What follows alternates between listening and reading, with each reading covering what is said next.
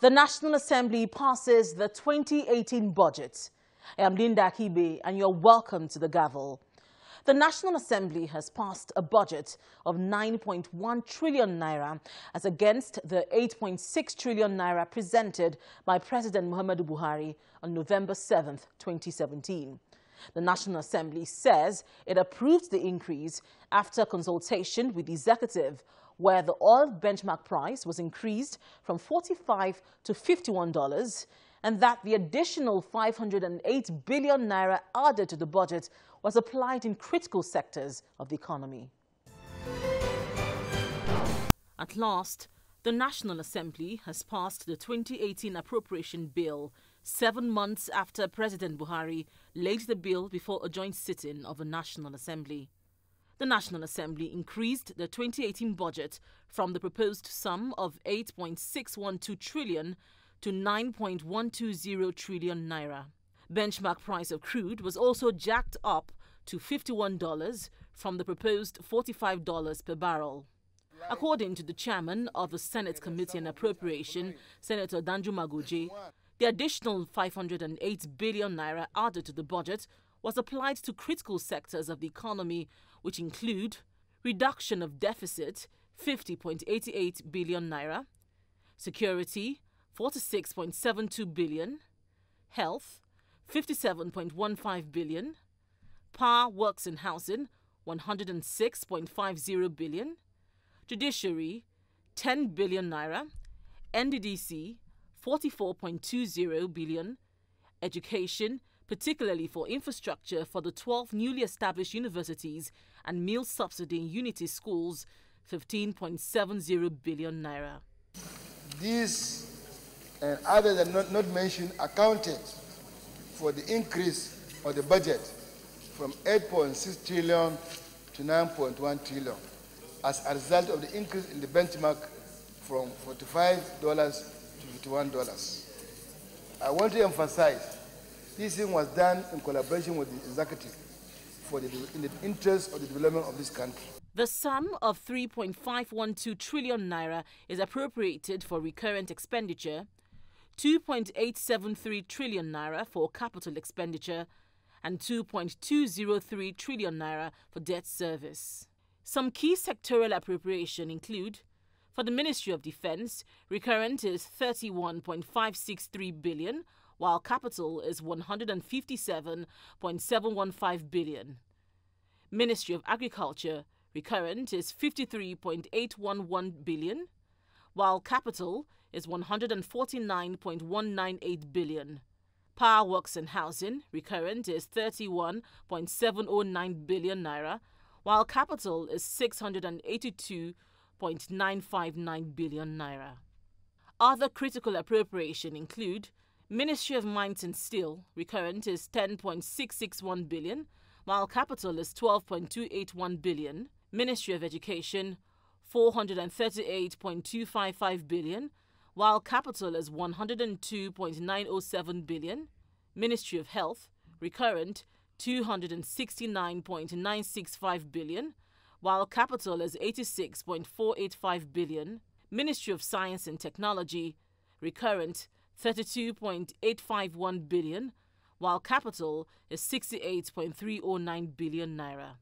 In addition, other critical appropriation include: Northeast Intervention Fund, 45 billion naira, Zonal Intervention Projects, 100 billion naira, provision for the implementation of a National Health Act, 55.150 billion naira, the Amnesty Program, which includes the reintegration of transformed militants, 65 billion naira.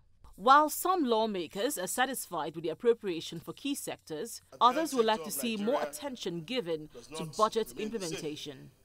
I will refer to this budget as a budget of health transformation, because history has been made by this 8th Assembly by being the first to introduce this 1% into the budget of Nigeria. Unfortunately, we don't clap in the Senate. It deserves a real clapping for the members of this 8th Assembly. The implication of this 1% is that a minimum of 3,000 Nigerians in each local government in Nigeria vulnerable Nigerians, their health will be paid for in all the primary health centers of the country. Also, the issue of these strike actions that we're having in Delhi, it will not be a popular thing anymore because the primary health centers will have enough money to continue running, to give basic health services to all our citizens, despite any strike we may be having in our teaching hospitals. The teaching hospitals today are being run as if they are primary health centers. That's why we are feeling the effect of all these strikes, because that's the first port of call of Nigerians when they have malaria and simple health issues. Also, the issue of our youth corpers that keep on falling into wrong hands in the medical centers will now be a thing of the past, as all the 300,000 Nigerians that offer their services in the youth corps will now be covered by health insurance. I'm of the belief that it is very important that we are able to achieve that financial year, because businesses in Nigeria, or most businesses in Nigeria, and other financial concerns operate the financial year between January and December. So now that we have known a lot of the problems why we are not able to achieve that, we should start working again and see how we can reduce the number of months that we have lost again for 2018.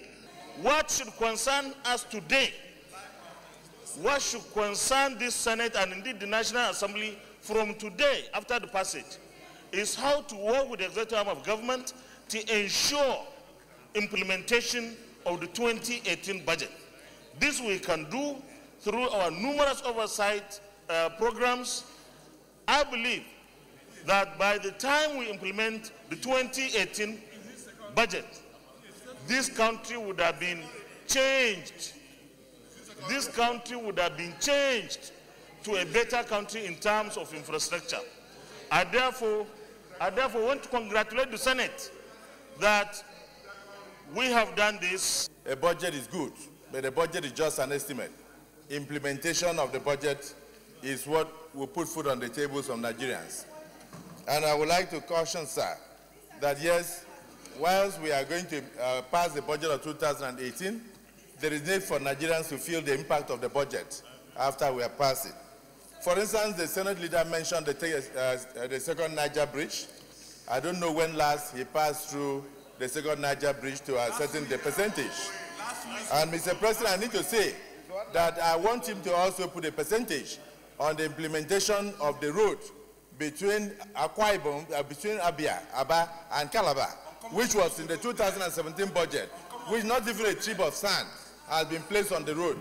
And Mr. President, the reason for that, I must say, is that there is need for us to review this Public Procurement Act, because most of the time we are here talking about budget 12 months. It takes about 9 to 10 months for us to pass through the Procurement Act to even go down to go and give one contract. So where you pass a budget in May, and then the Procurement Act takes over 10 months before it gets to a point of going to give the contract. When are we going to take 2 months to implement the project? So what has happened now in Nigeria is that yes, the government may have the best of intentions, the Senate may have the best of intentions, the National Assembly may mean well, but most times the budget implementation is frustrated. We come in here, year after year, we pass budget, and the budget gets lapsed even before the point of award of contract. Office of the Head of Civil Service. The House of Representatives, however, made amendments to some of the clauses in the budget. Clause 11 says that in line with the provisions of Section 318 of the Constitution of the Federal Republic of Nigeria, 1999 as amended, this bill will run for a course of 12 months starting from the date it is assented into law. And this clause 1, part 3 is saying that no part of the amount aforesaid shall be released from the Consolidated Revenue Fund of the Federation after the end of the year mentioned in subsection 1 of this section. And subsection 1 says that it ends by December 31st, 2018, which is in conflict with clause 11. In clause 6, It says the Minister of Finance shall ensure that funds appropriated under this Act are released to the appropriate agencies and or organs of government as and when due. So what I'm proposing, Mr. Chairman, is that we should include only, so that it will read, the Minister of Finance shall ensure that only funds appropriated under this Act are released to the appropriate agencies. If you leave out the word only, it still allows for subsidy payments to be made and other payments that are not in this Act. So if we put the Minister of Finance shall ensure that only funds appropriated, I think that captures. So if there's going to be any subsidy, they will have to bring it here for appropriation. And the issue of subsidy payment is not left out, even though it is not mentioned anywhere in the budget. If subsidy is not provided, I don't think it's in our place to start talking about payment of subsidy, because there was no request for subsidy payment. Sorry, please, let's get this thing very clear. Let's get this thing very clear. We had a special extraordinary session of the House where the Minister of State for Petroleum came here and made a presentation that if what he was presenting was agreed on by Parliament, it was a very difficult moment for us here. You remember tempers even fled and so on, and he said that will mark the end of payment of subsidies. So if the executive is still paying subsidy, it will appear that they will have to come by way of a supplementary budget for that, because there was no request. And it shouldn't be the place of the National Assembly to impose an X amount for payment of subsidies. I don't think it's wise for us to be taking Panadol for someone else's headache. The House Committee Chairman on Media and Public Affairs also gave more insight on the work done by the National Assembly on the budget. Because we have an increase in the benchmark to 51 USD dollar to a barrel. So we have a reduction of deficit of 50.88 billion. In security, there was this increase of 46.72 billion, security generally. Health, we have 57.15 billion. At a separate press conference, the chairman of the Senate Committee on Health described the inclusion of the Basic Healthcare Provision Fund in the 2018 budget as a historic moment in Nigeria. While the executive did not include the Basic Healthcare Provision Fund in 2018 appropriation bill submitted to the National Assembly, the Senate embarked upon a phenomenal task of ensuring inclusion of this Basic Healthcare Provision Fund in the 2018 appropriation and its effective implementation. To this end, the Senate mandated its Committee on Appropriation to work out a modality for accommodating the fund in the 2018 appropriation.